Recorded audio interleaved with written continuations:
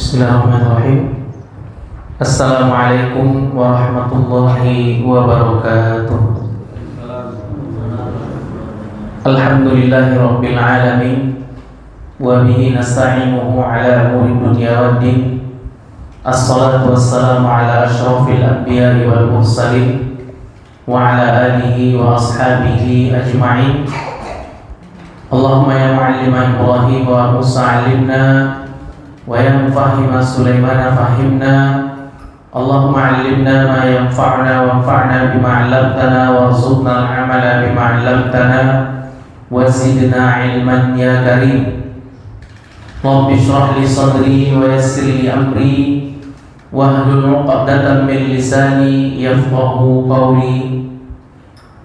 Amma ba'du, pertama dan yang paling utama sekali, marilah kita panjatkan puja dan puji syukur kita atas kehadiran Allah Subhanahu wa taala yang telah melimpahkan rahmat serta karunia dan nikmat-Nya kepada kita bersama, sehingga pada malam yang berbahagia ini kita masih diberikan oleh Allah Subhanahu wa taala hidayah dan taufik-Nya, diberikan kesempatan untuk menyambut panggilan dan seruan Allah melaksanakan ibadah salat maghrib secara berjamaah di Masjid Al-Ikhlas yang kita muliakan ini.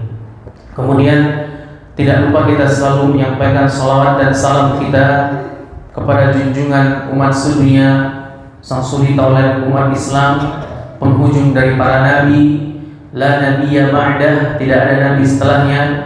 Dialah nabi kita Muhammad sallallahu alaihi wasallam yang telah mengemban risalah dakwah Islam dari Allah Subhanahu wa taala disampaikan kepada para sahabat menyampaikannya kepada para tabi'in menyampaikannya kepada para tabi'in, kepada wali-wali Allah, kepada ulama-ulama terdahulu, ulama salafuna as-salih, sehingga sampailah syariat Islam tersebut kepada kita bersama, sehingga mempermudah kita untuk menjalankan aktivitas ritual ibadah sesuai dengan kitabullah wa sunnati nabiyyi. Hadirin jamaah salat maghrib Masjid Al-Ikhlas yang dimuliakan Allah Subhanahu wa taala, pada malam yang berbahagia ini, sebagaimana mestinya rutinitas kita kembali menyambung kajian kita, yaitu dengan kitab Sirah Nabawiyah karya Syekh Safiur Rahman Al-Mubarakfuri, di mana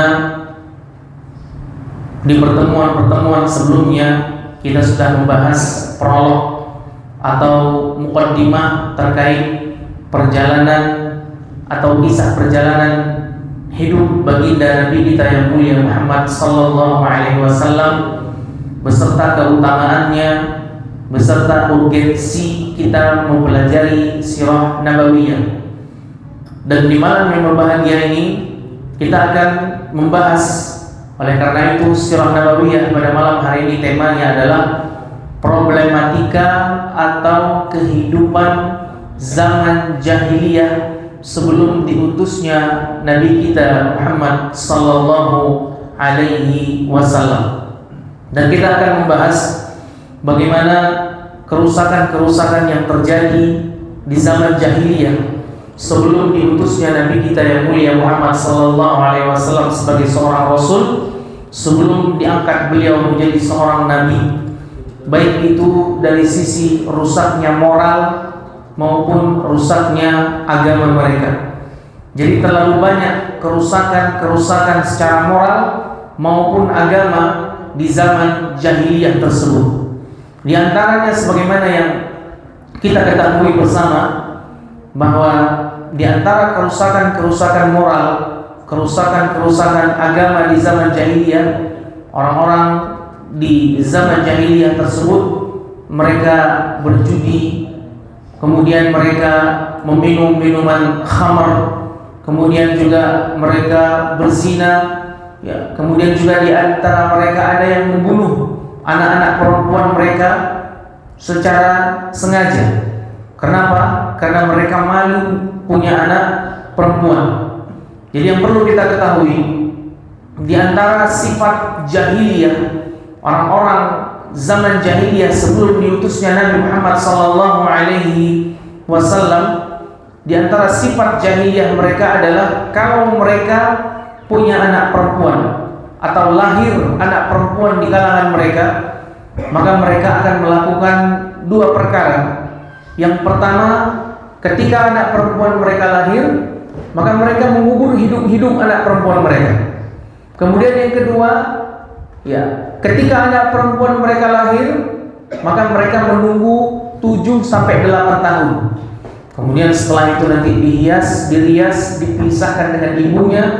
Anak-anak perempuan mereka kemudian dibawa ke tengah padang pasir, lalu dimasukkan ke dalam sumur dan dikubur hidup-hidup. Ini yang Allah Subhanahu wa taala sebutkan di dalam Al-Qur'anul Karim. Wa idzal mau'udatu su'ilat bi ayyi dzambin qutilat. Allah berfirman dalam Al-Qur'an, wa idzal mau'udatu su'ilat bi ayyi dzambin qutilat. Apa artinya? Yaitu tatkala anak-anak perempuan mereka dikubur secara hidup-hidup tanpa dosa. Bi ayyi dzambin qutilat, atas dasar dosa apa anak-anak perempuan mereka dikubur hidup-hidup dan dibunuh? Allah Subhanahu wa taala menyebutkan di dalam Al-Qur'an, wa idza busyira ahaduhum bil untha dhalla wajhuhu muswaddan wa huwa kadhib yatawara minal qawmi min su'i ma busyira bihi ayumsikuhu ala hawlin am yadussuhu fit turab ala sa'a ma yahkumun.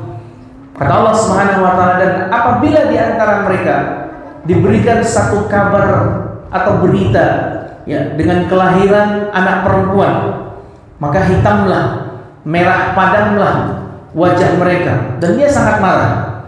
Ia menyembunyikan dirinya dari orang banyak disebabkan buruknya berita yang dia dengar, yaitu dengan kelahiran anak perempuan.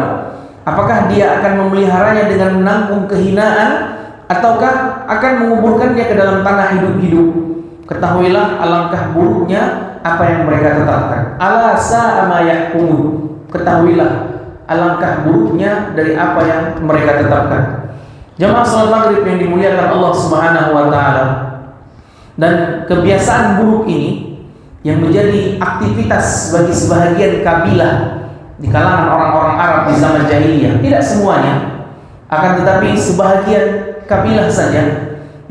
Konon disebutkan timbulnya kebiasaan buruk ini mengubur anak perempuan mereka ketika anak perempuan mereka lahir, karena ada satu perseteruan di antara dua suku kabilah, dan salah satu di antara kabilah ketika berseteru kalah, dan yang kalah tentu anak perempuan dari kabilah yang lainnya ditawan oleh kabilah yang menang.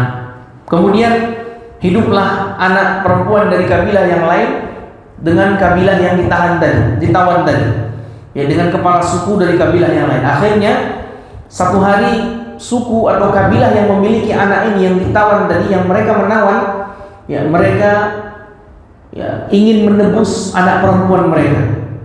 Akan tetapi setelah ditebus, anak perempuannya tidak mau. Kenapa? Karena dia sudah nyaman dengan kabilah yang lain, kemudian dia sudah jatuh cinta kepada salah satu anggota keluarga dari kabilah yang lain, dari kabilah musuh tersebut maksudnya. Maka sejak saat itu ayahnya yang saat itu bersumpah, kalau saya punya anak perempuan, katanya, maka akan saya bunuh. Sehingga setiap dia punya anak perempuan, dia bunuh. Karena apa? Dia merasa jengkel. Dia merasa jengkel kepada putrinya yang tadi dianggap berkhianat. Dan ini dijadikan kebiasaan bagi sebahagian kabilah di orang-orang Arab di zaman jahiliyah sebelum diutusnya Nabi Muhammad sallallahu alaihi wasallam. Ini alasan yang pertama. Kemudian alasan yang kedua, kenapa mereka membunuh anak-anak perempuan mereka? Alasan yang kedua, karena menurut mereka anak perempuan tidak ada manfaatnya, hanya menjadi beban kehidupan buat mereka, hanya menjadi beban keluarga. Mereka sibuk mencari makan buat anak perempuan dan merepotkan. Kemudian juga kalaupun mereka besar, mereka tidak bisa memperbesar dan memperkuat suku-suku yang ada di kabilah mereka. Anak-anak perempuan tidak mampu memperkuat suku pada kabilah orang-orang Arab tersebut. Jadi dahulu orang-orang Arab itu sering terjadi pertikaian. Apa-apa sedikit berantem, sedikit-sedikit perang, sedikit-sedikit bertikai, ya, perang-perangan, dan membutuhkan pasukan yang banyak tentunya, membutuhkan pasukan yang banyak. Nah, kalau ternyata anak perempuan, maka ini sangat merugikan mereka dan tentu sangat memalukan. Maka yang biasa mereka lakukan adalah ya, langsung dikuburkan. Ketika mereka tahu punya anak perempuan kemudian lahir, langsung dikuburkan hidup-hidup. Lalu kemudian setelah itu apa? Atau mungkin mereka biarkan anak perempuan tersebut hidup 7-8 tahun. Ya, setelah 7-8 tahun hidup nanti dihias, dirias, ya, kemudian dipisahkan dengan ibunya ya, secara simbolis. Ya, kemudian nanti dibawa ke tengah padang pasir, kemudian dimasukkan ke dalam sumur dan dikubur hidup-hidup. Dan ini kebiasaan zaman jahiliyah. Ya, tentunya ini adalah perkara yang sangat aneh ya. Ini perkara yang sangat aneh dan buruk. Namun itu memang pernah terjadi.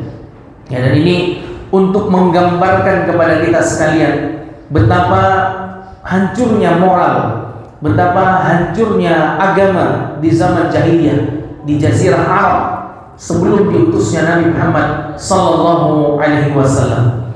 Nah, jamaah salat maghrib yang dimuliakan Allah Subhanahu wa taala. Masalah seseorang benci terhadap anak perempuan ternyata tidak bisa kita pungkiri, ternyata masih berlanjut hingga mungkin sampai zaman sekarang. Ya, hingga mungkin sampai zaman sekarang. Sebagian orang mungkin malu ya kalau dia punya anak perempuan. Ya, mungkin tidak sampai tahapan dibunuh ya. Tapi begitu dia tahu istrinya hamil misalnya, ya, lalu kemudian ya, dia cerita ke sana kemari dengan bangga, dia bersyukur, senang, ya, dia cerita ke sana kemari bahwa istrinya sedang mengandung. Lalu kemudian di atas 3 bulan dibawa ke rumah sakit, lalu kemudian di USG.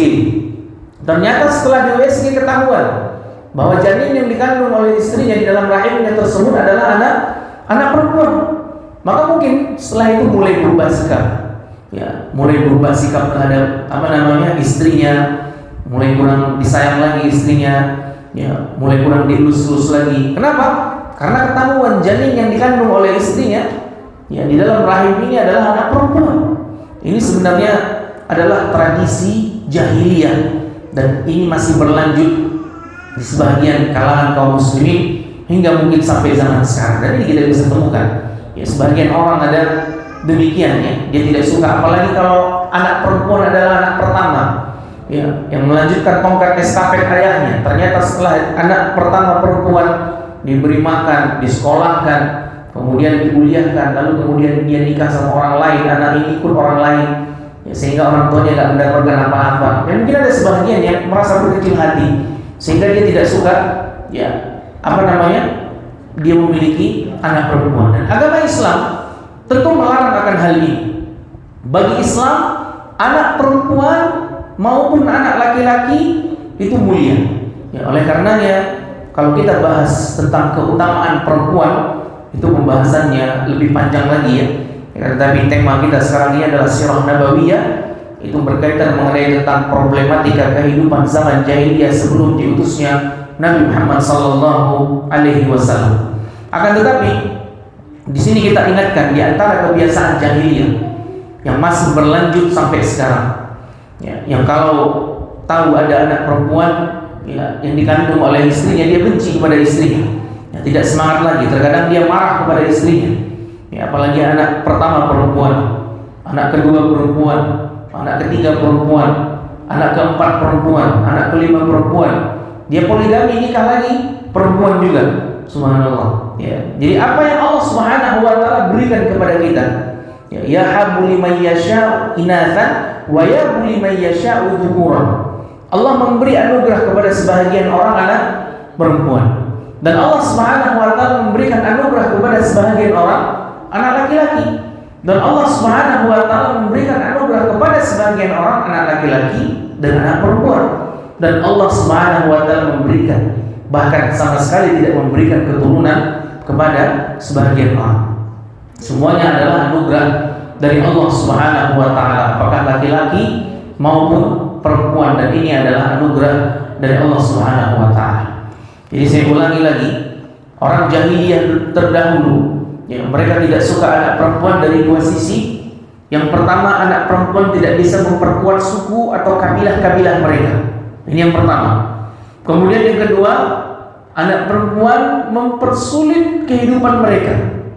Jadi kalau laki-laki disuruh kerja, kemudian bisa disuruh untuk mencari nafkah, membantu mereka ikut serta dalam berperang, anak perempuan repot, ya, sehingga akhirnya mereka membunuh anak perempuan mereka. Karena jamaah salat maghrib yang dimuliakan Allah Subhanahu wa taala, tradisi jahiliyah, ya, selain mereka membenci anak perempuan mereka, ada juga tradisi jahiliyah yang mungkin masih berlanjut hingga saat ini. Apa itu? Ya, ada dua sepasang kekasih, kemudian dia menikah dan dia tidak ingin punya anak. Kenapa? Alasannya karena takut nanti tidak bisa dikasih makan. Ya, ada mungkin sebagian yang kita dengar, ya, beberapa tahun belakangan, jadi kalangan artis, ya, sangat viral dulu, yaitu mereka menerapkan metode inner child. Ya, mereka menikah tapi tidak ingin punya anak. Kata Allah Subhanahu wa taala dalam Al-Qur'an, "Wala taqtulu auladakum khasyata imlaq." Janganlah, ya, nahnu narzuqukum wa iyyahum. Janganlah kalian membunuh anak-anak kalian khasyata imlaq. Artinya jangan kalian membatasi anak-anak kalian khasyata imlaq. Ya, karena kalian takut tidak bisa kasih makan. Nahnu narzuqukum, kata Allah. Kami yang akan memberikan rezeki kepada kalian wa iyyahum, dan kepada anak-anak kalian. Ya, jadi Allah Subhanahu wa taala ingin menjelaskan kepada kita di dalam ayat ini, tidak boleh orang membatasi anak keturunan. Ya, tidak mau punya anak atau mencukupkan dengan bilangan tertentu. Karena apa? Karena takut miskin, karena takut tidak bisa kasih makan, nggak bisa nyekolahin, nggak bisa kasih makan, atau mungkin khawatir mengambil jatah ayah dan ibunya. Maka ini adalah kebiasaan jahiliyah. Maka jika ada di antara kita, ya, yang tidak mau punya anak banyak, ya, sebabnya karena takut tidak bisa kasih makan, ya, sebabnya takut karena tidak bisa kasih makan, itu ada jahiliyah, dan ini bentuk su'udzon, berburuk sangka kepada Allah Subhanahu wa taala. Beda misalnya, ya, kalau dia ingin mengatur jarak kelahiran, membatasi, ya, ingin mengatur jarak kelahiran dengan sebab yang lainnya, bukan karena takut tidak bisa kasih makan, maka ini lain perkara. Jadi pembicaraan kita di sini adalah orang yang tidak mau punya anak banyak karena takut tidak bisa kasih makan. Maka ini adalah bentuk buruk sangka seseorang kepada Allah Subhanahu wa taala. Dan inilah adat jahiliyah. Dan antum bisa saksikannya. Coba sesekali kita buka YouTube, bagaimana kehidupan orang-orang di negara Eropa, ya, di Belanda, di Amsterdam, ya, antum bisa lihat orang-orang di Rusia, atau mungkin bisa lihat di Australia. Itu sangat nampak sekali mencolok perbedaan antara orang-orang Muslim dan orang-orang non-Muslim. Ya, antum bisa lihat orang-orang Muslim itu kalau di jalan-jalan di Eropa itu, mereka Muslim itu jalan bersama keluarganya, ya, membawa anak, ya, kemudian anaknya nanti ada yang di stroller, ada yang jalan kaki, ada yang digendong ibunya, ada yang digendong bapaknya. Ada kemudian nanti mereka naik mobil pribadi, kemudian di dalam mobil tersebut anaknya sangat banyak sekali. Dan kita bisa saksikan sangat berbeda dengan orang-orang yang non-Muslim. Orang non-Muslim kalau jalan di Eropa, kita lihat mereka bawa apa? Bawa anjing. Ya, terkadang mereka tidak mau nikah, ya, tidak mau punya anak. Kenapa? Karena khawatir nanti besar, ya, anak ini tidak bisa berterima kasih dan durhaka. Macam-macam alasannya orang-orang kafir di negeri Eropa tersebut. Jadi kalau orang Islam, mereka punya banyak anak. Bahkan di negara-negara Eropa sangat cepat sekali populasi mereka tumbuh, ya, dan berkembang. Kenapa? Ya, karena mereka husnudzon kepada Allah Subhanahu wa taala, meskipun mereka minoritas tinggal di satu negara, ya, yang mereka minoritas orang Muslim di situ, akan tetapi mereka dapat bekerja dan bisa menafkahi, ya, anak-anak yang mereka miliki. Dan tentunya ini adalah atas rezeki dari Allah Subhanahu wa taala, sebagaimana Allah katakan tadi, wala taqtulu auladakum khasyata imlaq nahnu narzuqukum wa iyyahum. Jangan kalian membunuh anak-anak kalian. Jangan kalian membatasi anak-anak kalian khasyata imlaq, karena kalian khawatir tidak bisa kasih makan. Nahnu narzuqukum, kami akan memberikan kepada kalian rezeki dan kepada anak-anak kalian. Maka benarlah pepatah di dalam bahasa kita, bahasa Indonesia, sebagian orang mengatakan banyak anak banyak rezeki. Ya, ini benar, karena setiap anak sudah dijamin oleh Allah Subhanahu wa taala rezekinya.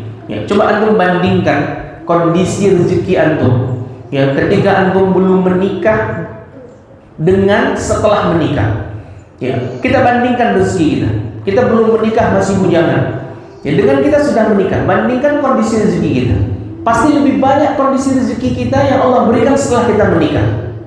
Antum bisa bandingkan, banyakkan rezeki mana?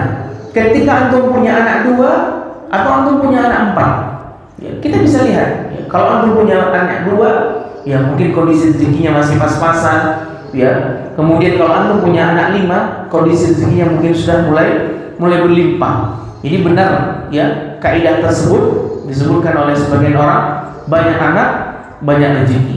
Kata Allah Subhanahu wa taala, nahnu narzuqukum wa iyyahum. Kami yang memberikan rezeki kepada mereka dan kepada anak-anak, dan kita juga harus berusaha tentunya. Jadi banyak anak banyak rezeki.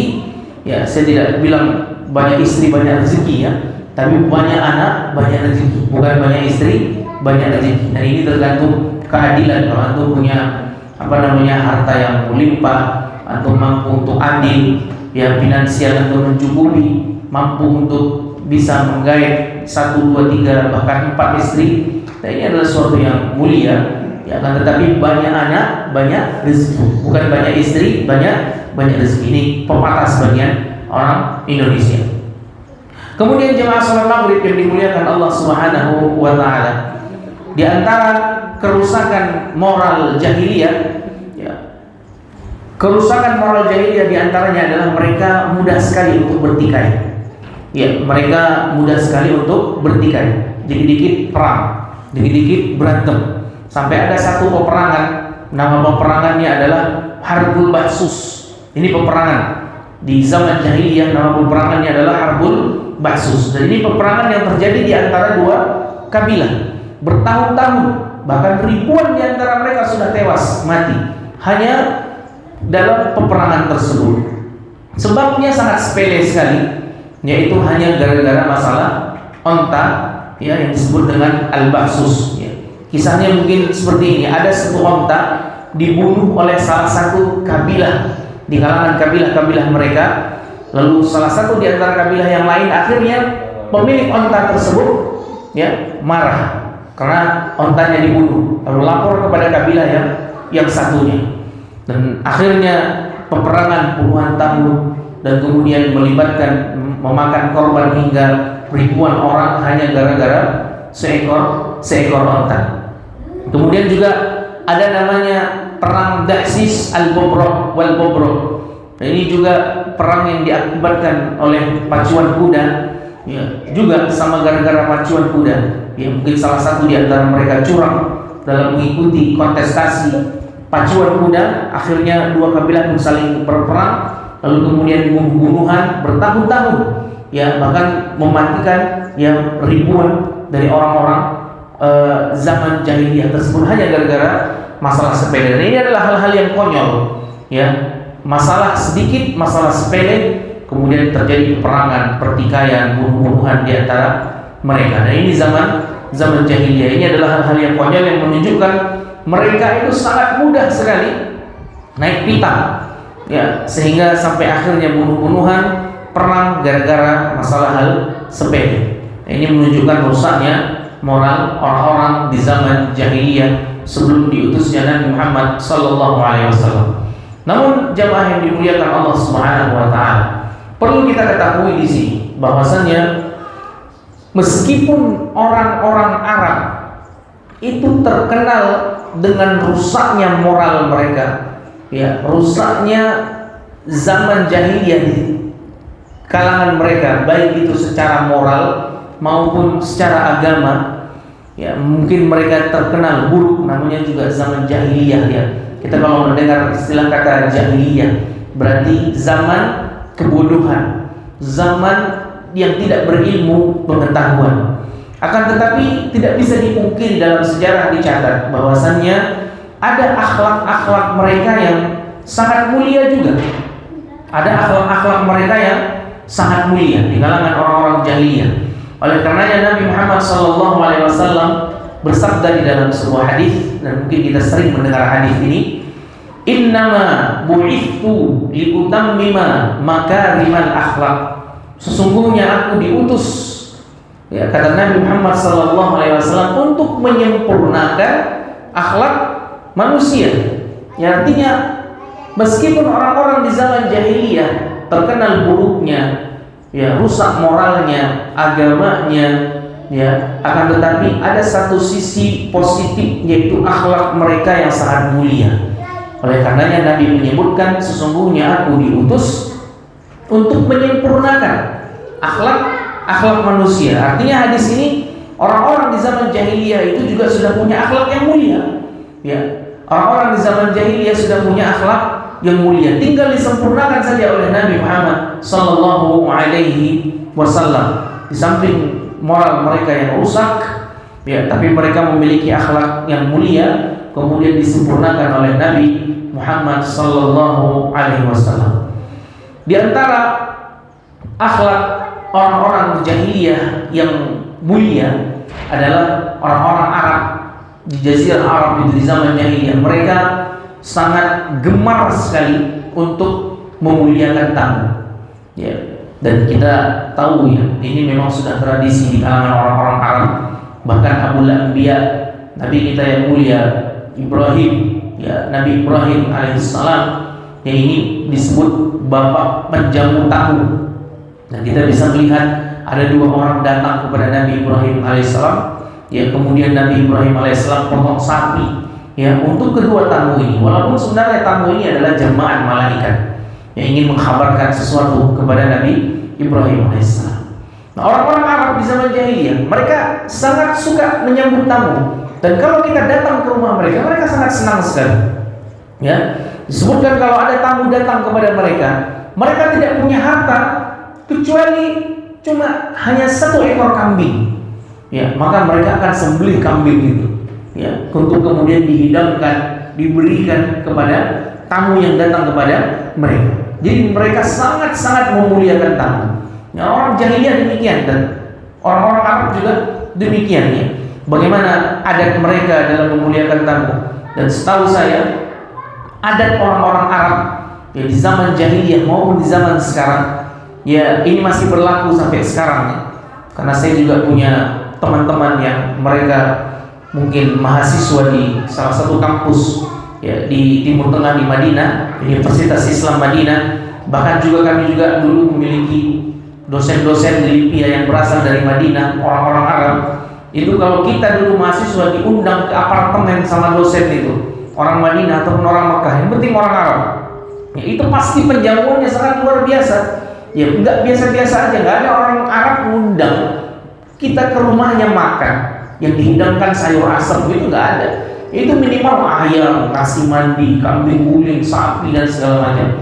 Antum bisa temukan kalau misalnya di Madinah, ya, atau mungkin orang-orang Arab, itu luar biasa penjamuan mereka. Mereka berlomba-lomba untuk memuliakan tamu.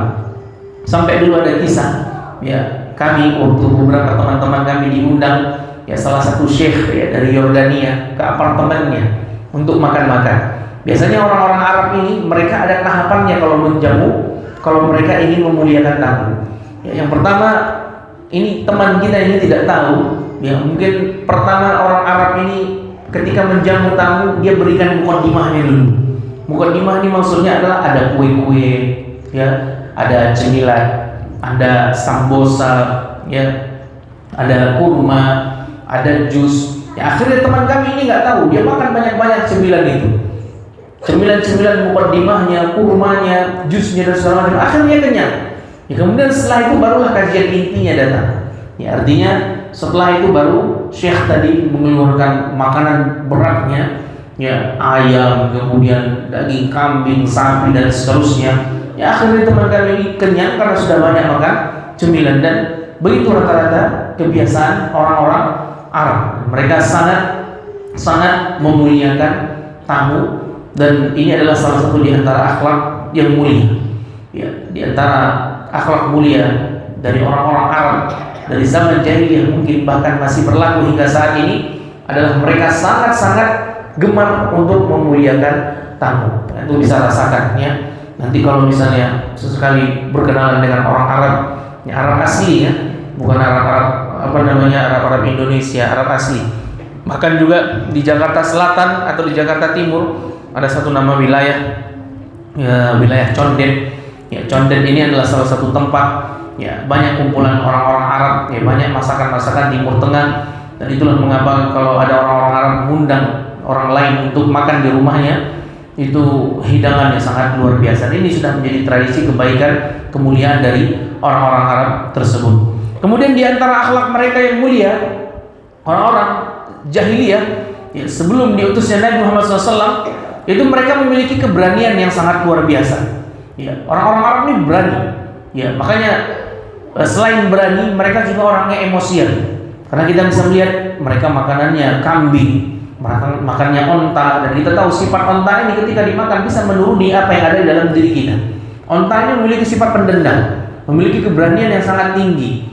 Ya, orang-orang Arab itu mereka berani, ya, memiliki satu keberanian. Mereka berduel, perang luar biasa. Dan ini satu-satu kebiasaan orang Arab. Dan kami sudah sebutkan bagaimana keberanian para sahabat membela Nabi Muhammad SAW.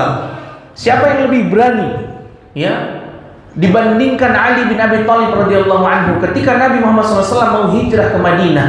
Dan saat itu Nabi Muhammad SAW ingin diculik, ingin ditikam, ingin diintimidasi. Lalu Ali bin Abi Thalib berani tidur di atas tempat tidurnya Nabi Muhammad SAW, sementara Nabi sudah berhijrah.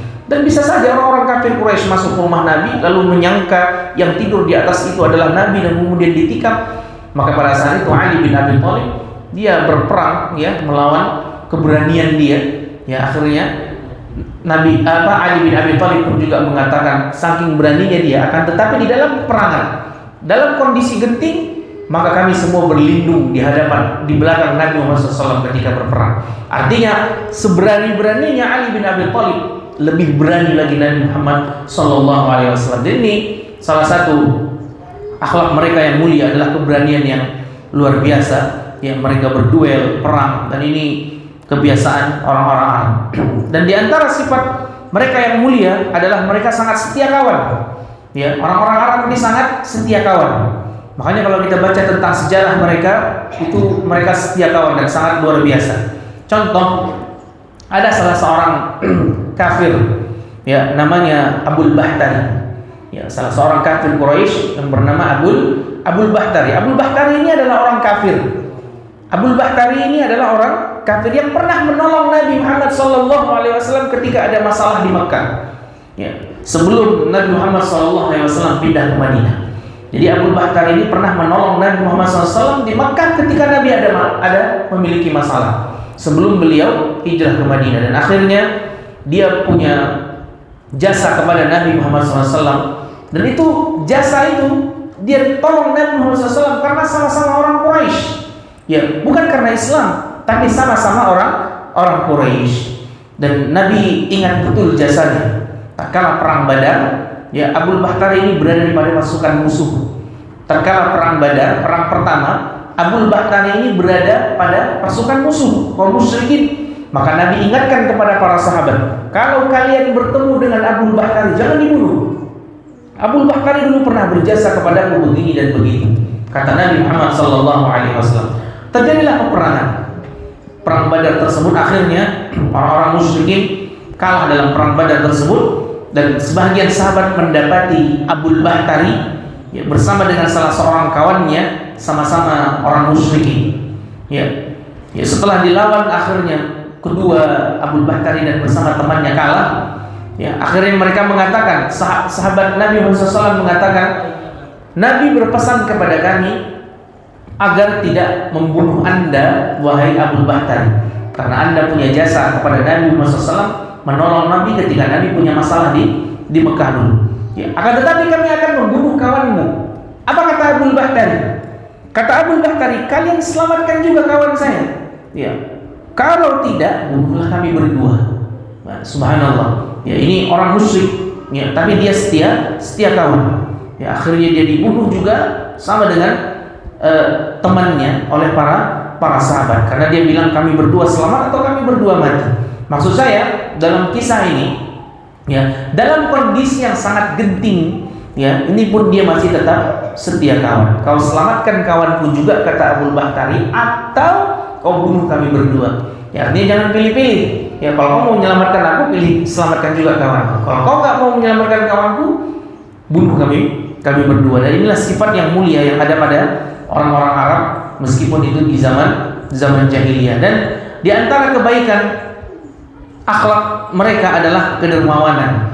Jadi orang-orang Arab ini sangat dermawan. Orang-orang jahiliyah sangat dermawan, sebagaimana disebutkan dalam sejarah mereka, sebagaimana Al-Amru Al-Qai Al-Uza'i, ya, dia itu menyembelih unta, dagingnya lalu dibagikan kepada jamaah haji pada musim haji. Contoh lain, misalnya Ibnu Jud'an adalah salah seorang, ya, yang juga sangat dermawan, ya, selalu memberikan makan kepada fakir miskin, menjamu tamu, sampai-sampai istri Nabi Muhammad SAW, Aisyah radhiyallahu anha, bertanya, ya Rasulullah, Ibnu Jud'an kana yasilur rahim, yut'imut ta'am, yukrimud dhaif, hal yanfa'u dhalik? Wahai Rasulullah, kata Aisyah, Ibnu Jud'an itu selalu menyambung silaturahmi, dan dia sering memberi makan orang-orang fakir miskin, ya, dan dia sering yukrimud dhaif, ya, dia memuliakan tamu.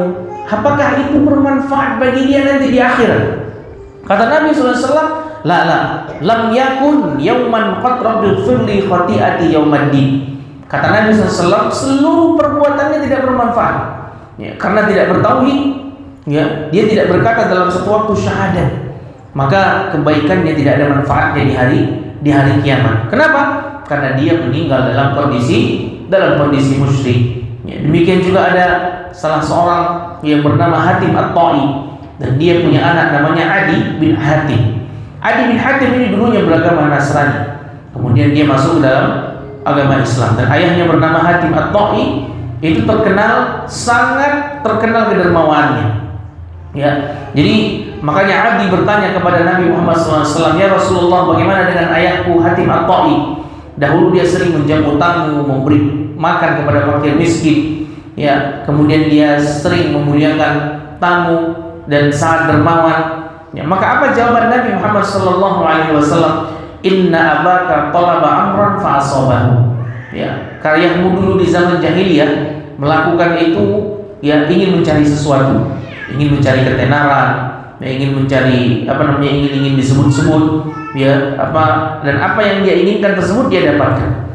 Jadi orang terkenal dan tidak ada manfaat bagi dia, karena dia mengerjakan satu amal soleh bukan karena Allah Subhanahu wa ta'ala. Dan ini dalil menunjukkan bahwasannya kalau orang-orang musyrikin ketika mereka berbuat baik, ya, kemudian niatnya bukan ditujukan karena Allah Subhanahu wa ta'ala, maka tidak ada manfaat sama sekali dari apa yang mereka melakukan. Jadi Hatim At-Ta'i ingin mendapatkan sanjungan, ya, ingin mendapatkan pujian, ingin mendapatkan ketenaran, maka Allah Subhanahu wa ta'ala berikan hal tersebut. Akan tetapi di akhirat dia tidak mendapatkan apa-apa.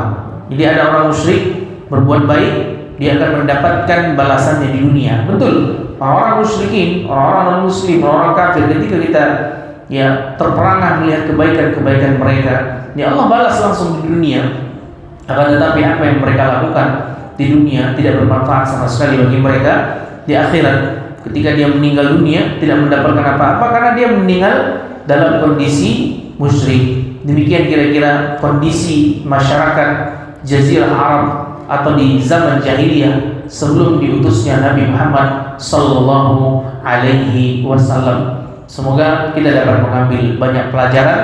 Jadi intinya di zaman jahiliyah, ya, banyak kerusakan-kerusakan yang terjadi sebelum diutusnya Nabi Muhammad SAW, kerusakan secara moral maupun agama. Dan kita sudah sebutkan mereka gemar berjudi, berzina, minum minuman khamar, kemudian mereka membunuh anak-anak perempuan mereka, dan kita sudah jelaskan. Namun di sisi lain, meskipun moral mereka rusak, akan tetapi orang-orang di zaman jahiliyah memiliki akhlak-akhlak yang terpuji, memiliki kedermawanan, sebagaimana yang disebutkan Nabi dalam sebuah hadis, innama bu'ithu liutammima makarimal akhlak, sungguhnya aku diutus untuk menyempurnakan akhlak manusia. Demikian kajian kita pada malam hari ini, Sirah Nabawiyah, dengan tema kehidupan zaman jahiliyah sebelum diutusnya Nabi Muhammad sallallahu alaihi wasallam. Insyaallah kita akan sambung kembali di pekan berikutnya dengan tema yang sama, dan kita akan membahas beberapa hal-hal yang berkaitan mengenai tentang kerusakan-kerusakan yang terjadi di zaman jahiliyah, yang kemudian hingga saat ini mungkin ada sebahagian dari zaman jahiliyah yang mungkin saat ini masih berlanjut dari apa yang mereka lakukan tersebut. Wallahu a'lam bishawab. Kita tutup dengan bacaan kafaratul majlis. Subhanakallahumma bihamdika asyhadu an la ilaha illa anta astaghfiruka wa atubu ilaik. Assalamualaikum warahmatullahi wabarakatuh.